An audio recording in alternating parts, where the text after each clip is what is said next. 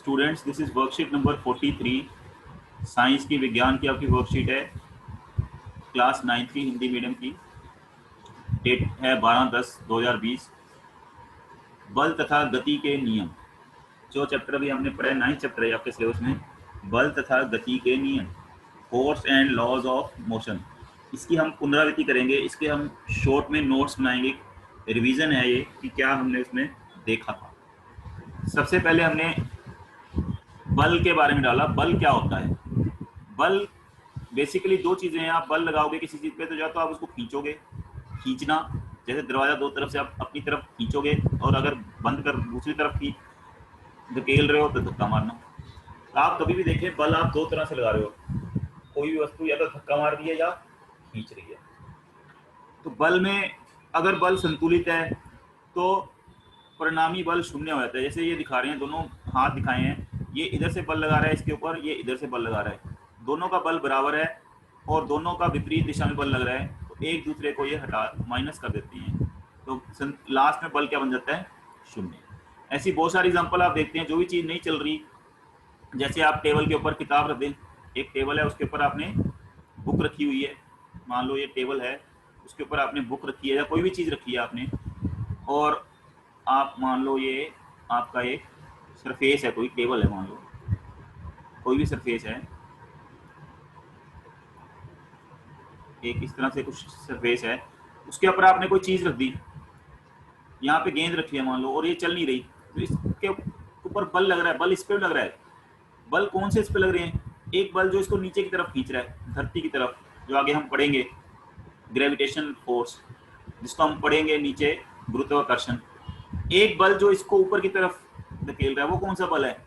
वो इस टेबल का बल है, क्योंकि ये बॉल टेबल के ऊपर बल लगा रही है, नीचे की तरफ इसको धरती खींच रही है, तो बॉल से बल लग रहा है इसके बाहर के अकॉर्डिंग।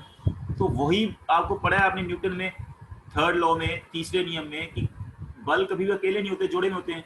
तो ये अगर नीचे बॉल लगा रही है टेबल के ऊपर, टेबल की जो सरफेस है वो भी ऊपर की तरफ बल लगा रही है, दोनों बल बराबर हैं, संतुलित हैं, इसलिए बॉल वहीं के वहीं पड़ी है। अगर बल कहीं असंतुलित हो जाए एक तरफ, इसको टेबल से बाहर यहाँ ले आओ और हवा में छोड़ दो यहाँ से, तो ये नीचे गिरेगी बॉल सीधा आके, जहाँ तक इसको धरती नहीं मिलेगी, धरती पे आके गिरेगी। क्यों? क्योंकि धरती तो इसको खींच ही रही है, लेकिन अब यहाँ पे कुछ भी नहीं है जो उसको ऊपर की तरफ धकेले। यहाँ तो टेबल की सरफेस जो उसको संतुलित बल लगा रही थी, यहाँ कोई बल नहीं लग रहा, सिर्फ नीचे की तरफ बल लग रहा है।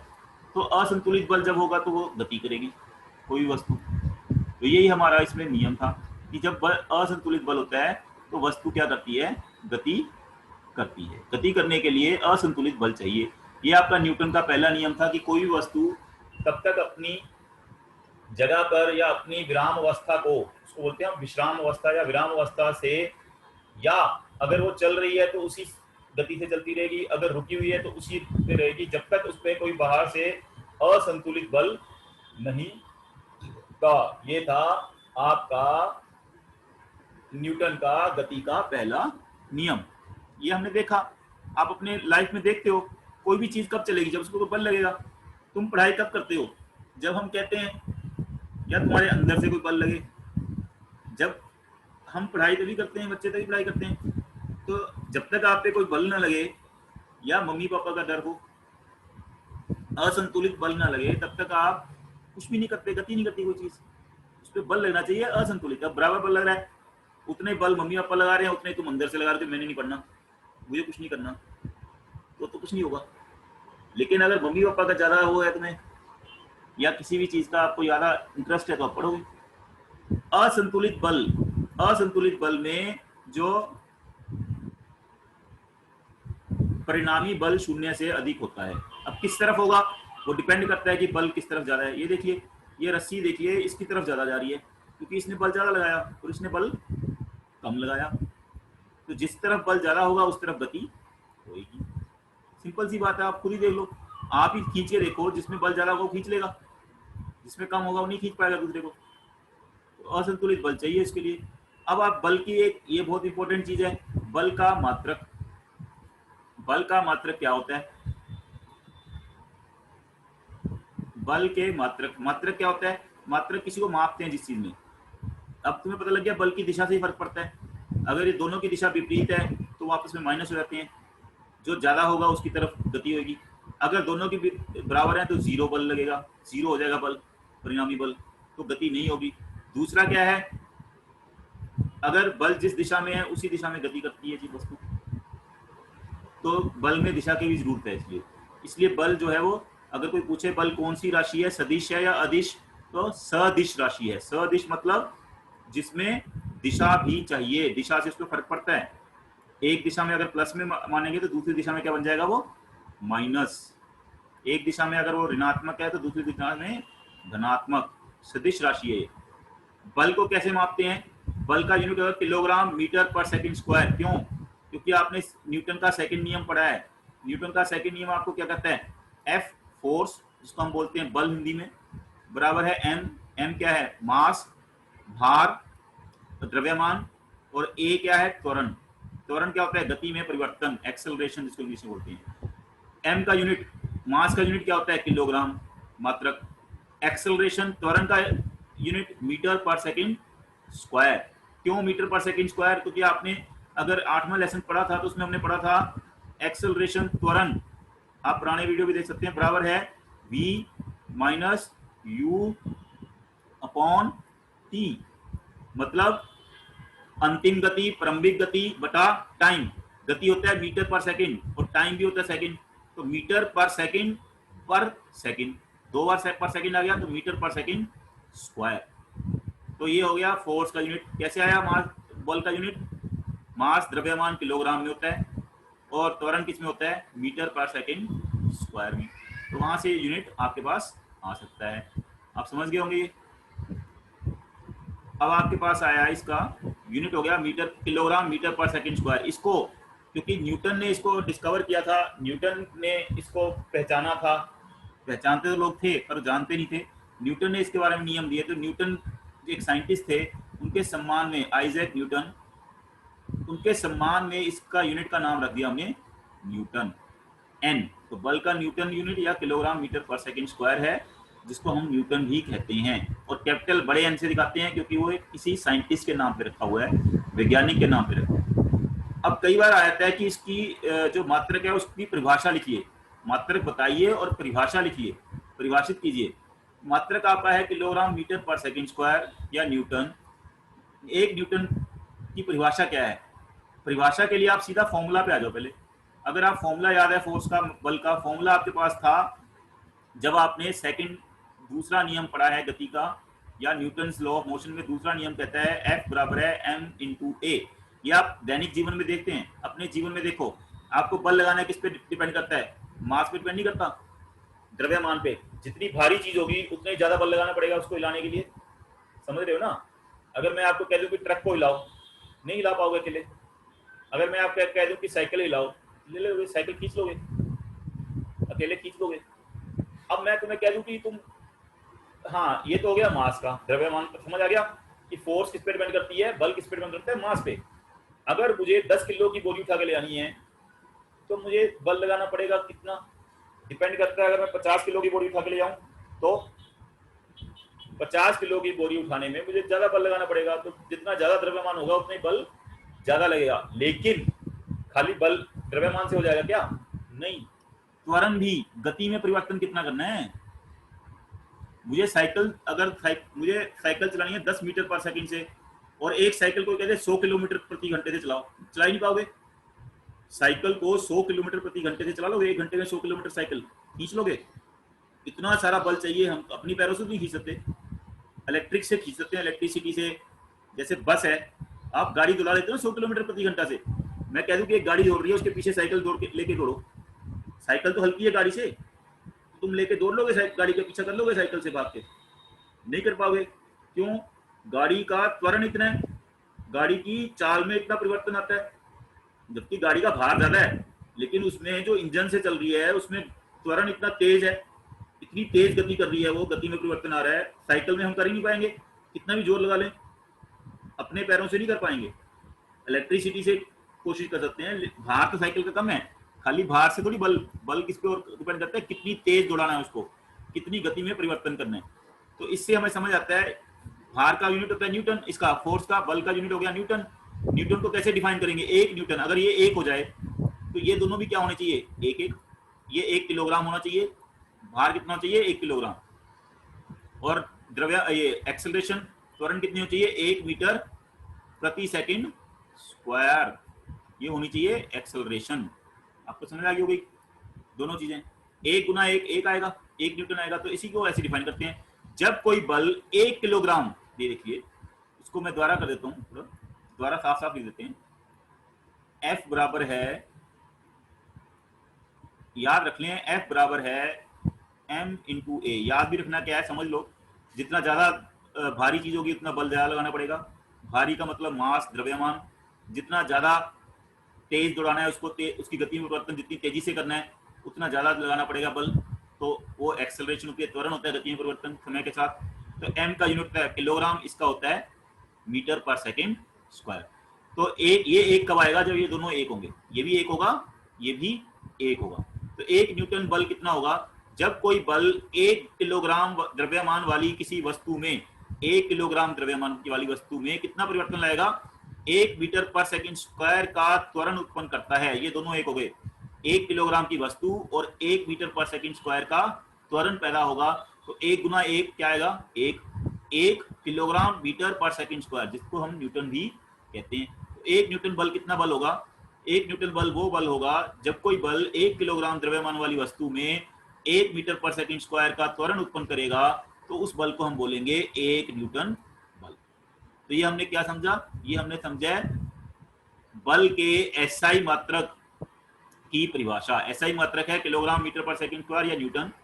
न्यूटन की परिभाषा क्या है, जब कोई 1 किलोग्राम, जब कोई बल 1 किलोग्राम की वस्तु में 1 मीटर पर सेकंड स्क्वायर का त्वरण पैदा करता है, तो उसे हम क्या कहते हैं, 1 न्यूटन बल कहते हैं।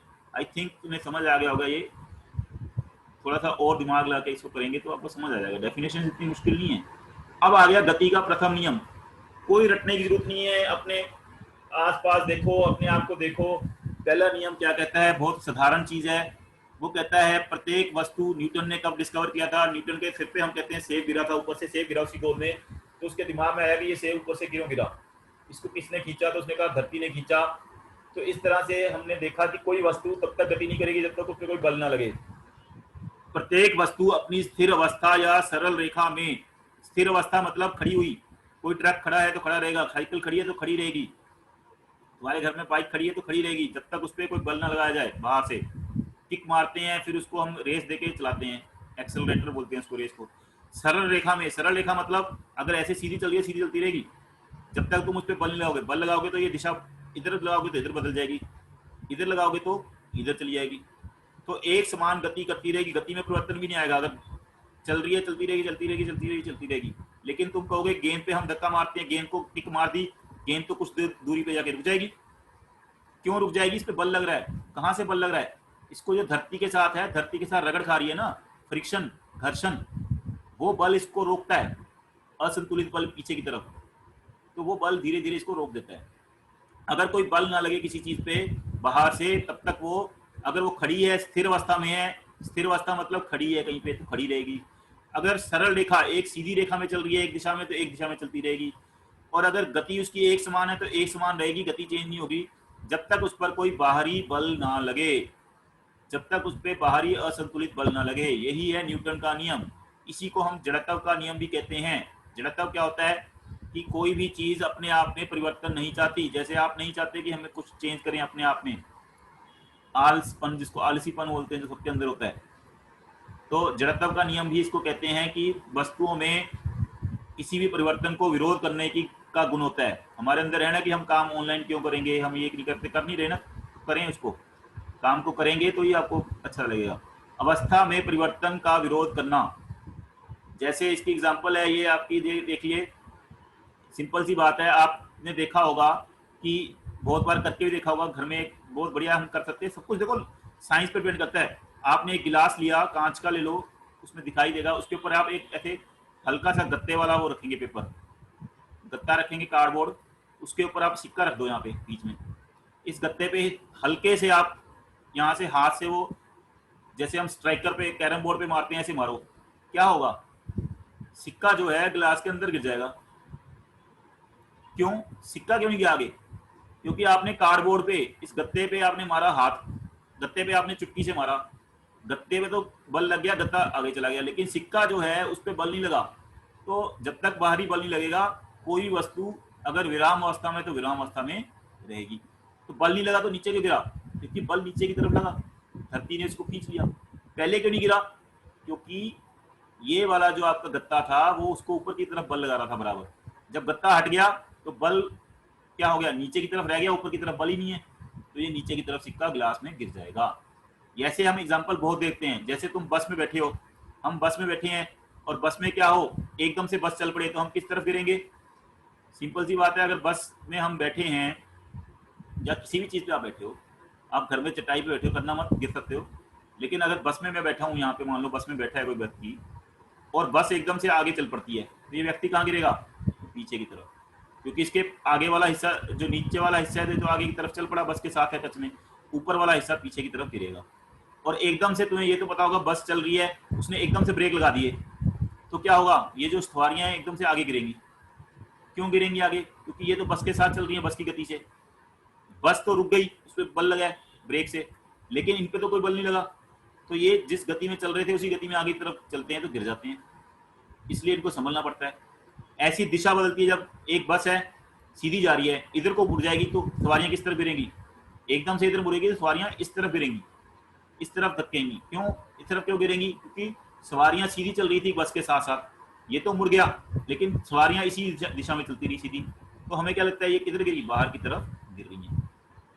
समझ आई बात? तो ये सारा क्या है? जड़त्व का नियम, कि जब तक किसी वस्तु पे बाहर से बल नहीं लगेगा, अगर वो विराम अवस्था में है, रेस्ट में, तो रेस्ट में रहेगी, गति में चल रही है गति में रहेगी, जिस गति से है, अगर एक दिशा में दिशा में उसी दिशा में चलती रहेगी। इसको हम जड़त्व का नियम मानते हैं। और कई लोग पूछे जड़त्व का हम माप कैसे मानेंगे? जड़त्व को कैसे मापेंगे? द्रव्यमान से। किससे मापेंगे? मास, द्रव्यमान से। जितना ज्यादा भारी होगी उतना ज्यादा जड़त्व होगा, उसको हिलाने के लिए उतना ही ज्यादा बल लगाना पड़ेगा।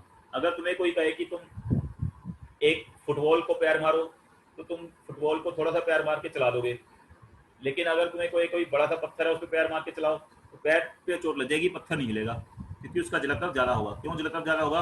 उसके अंदर क्या ज्यादा है? द्रव्यमान ज्यादा है। तो जलत्व का माप क्या है? द्रव्यमान। जितनी भारी चीज होगी उसको हिलाना उतना मुश्किल है, उसको रोकना भी उतना मुश्किल है। अगर एक बार चल पड़े तो उसको रोकना ही मुश्किल है।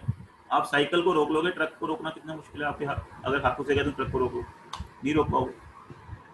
तो ये आप समझ गए होंगे मेरी बात, जड़त्व का नियम। इसके बहुत सारे एग्जाम्पल हैं। फिर है न्यूटन का गति का दूसरा नियम। दूसरा नियम आपको समझा ही दिया कि किसी वस्तु के संवेग में परिवर्तन की दर उस पर लगने वाले असंतुलित बल के दिशा में बल के समानुपातिक होती है। संवेग आपको समझाया था कि संवेग बराबर है मास इंटू वेलोसिटी। मात्रक क्या होता है संवेग का? किलोग्राम मीटर पर सेकंड। और फोर्स, ये है न्यूटन का सेकंड लॉ की इक्वेशन, कि बल बराबर है मास, द्रव्यमान गुना त्वरण। जितना ज्यादा मास होगा, द्रव्यमान होगा, उतना ज्यादा त्वरण होगा, उतना ज्यादा उसमें बल लगेगा। जितना त्वरण ज्यादा होगा उतना ही बल ज्यादा लगाना पड़ेगा। ये भी आपने पढ़ा। ये आपके दो एग्जांपल हैं, देखो, जितना ज्यादा मास होगा उतना ज्यादा बल लगाना पड़ेगा। ये ज्यादा मास है, 400 किलो के बराबर है, ये कम है तो कम पे ज्यादा, कम बल लगाना पड़ता है, ज्यादा पे ज्यादा। ये एक क्रिकेटर दिखाया है, क्रिकेटर जो है अपना हाथ पीछे कर लेता है गेंद को कैच करने के बाद। अब गेंद आ रही है तो ये कूद के नहीं पकड़ेगा इसको, कूद के हाथ आगे करके हाथ पे झपट्टा मार के पकड़ेगा तो गेंद इसके हाथ से गिर जाएगी, उसके हाथ पे चोट भी लगेगी। क्यों? क्योंकि जितना ये पीछे करके लेगा कैच, हाथ को पीछे करके, उतना ही गेंद को यहाँ आने में समय लगेगा। और जब त्वरण कम होगा तो बल भी क्या होगा? कम। त्वरण कम क्यों होगा? गति परिवर्तन की दर कम हो जाएगी समय ज्यादा होने पर, क्योंकि त्वरण बराबर है, आपको पढ़ाया था, त्वरण बराबर है गति में परिवर्तन की दर v minus u by t। ये आपने 8वें चैप्टर में पढ़ा है। तो जितना गति परिवर्तन की दर ज्यादा होगी, टाइम जितना ज्यादा होगा, उतने त्वरण क्या हो जाएगा? कम। त्वरण कम होने पे क्या होगा? बल कम लगेगा, और बल कम लगेगा इसके हाथ पे गेंद से, तो इनको चोट कम लगेगी। इसीलिए हमें पता है, ये तो हमें पता है, हम जब क्रिकेट खेलते हैं अगर कैच करना है तो हम हाथ थोड़ा पीछे कर लेते हैं ताकि गेंद एकदम से आके हमारे हाथ में लगे, चोट न लगे। ये आप समझ गए होंगे क्यों करते हैं ऐसे। फिर है गति का तीसरा नियम। गति का तीसरा नियम कहता है जब कोई वस्तु किसी वस्तु पर बल लगाती है, ये तो सिंपल सी आप करके देख सकते हो, बहुत जोर से मत मारना, दीवार पे अपना हाथ मारो या दीवार पे गेंद मारो, वापिस आएगी टकरा के। अब दीवार पे तो गेंद तुमने मारी, बल लगाया, गेंद पे बल किसने लगाया? हमने। जब आगे जा रही है, जब वापिस आई तो किसने लगाया? वापिस आई तो लगाया बल दीवार ने। आपने गेंद पे बल लगाया, गेंद जाके टकराई दीवार से, गेंद ने दीवार पे बल लगाया, जितना बल गेंद दीवार पे लगाएगी दीवार भी उतना ही बल गेंद पे लगाएगी। गेंद तो टकरा के वापिस आएगी, दीवार को आगे नहीं गई। क्यों नहीं गई दीवार? क्योंकि दीवार का द्रव्यमान ज्यादा है, तो बल इतना दीवार पे नहीं लगा कि वो उसको दीवार को आगे बचा सके, लेकिन गेंद वापिस आ गई टकरा के। तो हमेशा जो बल होता है वो जोड़े में होता है। जब एक वस्तु दूसरी वस्तु पर बल लगाएगी तो दूसरी वस्तु भी पहली वस्तु पर उतना ही बल लगाएगी जितना बल उसने लगाया, बराबर होता है, लेकिन दिशा विपरीत होती है और अलग अलग वस्तुओं पे लगता है। उसके लिए हमने तकड़ी वाला किया था, तराजू वाला। आप कर सकते हो, मैंने बताया है आपको कि जैसे किसी चीज पे आप कुछ भी करके देख सकते हो, गेंद मार फेंक के देखो, स्ट्राइकर मारते हो आप, तो स्ट्राइकर भी पीछे को आया था कई बार टकरा के।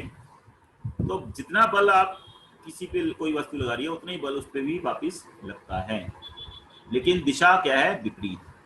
ये है गति का तीसरा नियम। इसके बहुत सारे एग्जांपल हमने रॉकेट वाला किया था। जैसे रॉकेट है, मान लो रॉकेट से गैसें निकलती है नीचे, तो गैसें नीचे की तरफ जा रही हैं, रॉकेट उनको धकेल रहा है नीचे की तरफ, और ये भी बल लगाती है किस पे? रॉकेट पे। और रॉकेट को ये कहाँ धकेलती है? ऊपर की तरफ। तो पता है रॉकेट ऊपर की तरफ जाता है। इसके एग्जांपल आप देख सकते हो अपने घर में, जो आप फुलझड़ी वो जलाते थे, पहले जलाते थे, दिवाली पे लोग जलाते थे ये वाले ऐसे, तो उन पे बैन है पटाखों पे, तो ऐसे रॉकेट जलाते थे यहाँ पे। आप इस पे नहीं कर सकते, गुब्बारा ले लो, एक गुब्बारा ले लो, उसको फुला लो, गुब्बारा फूल गया आपका, मान लो, ठीक है।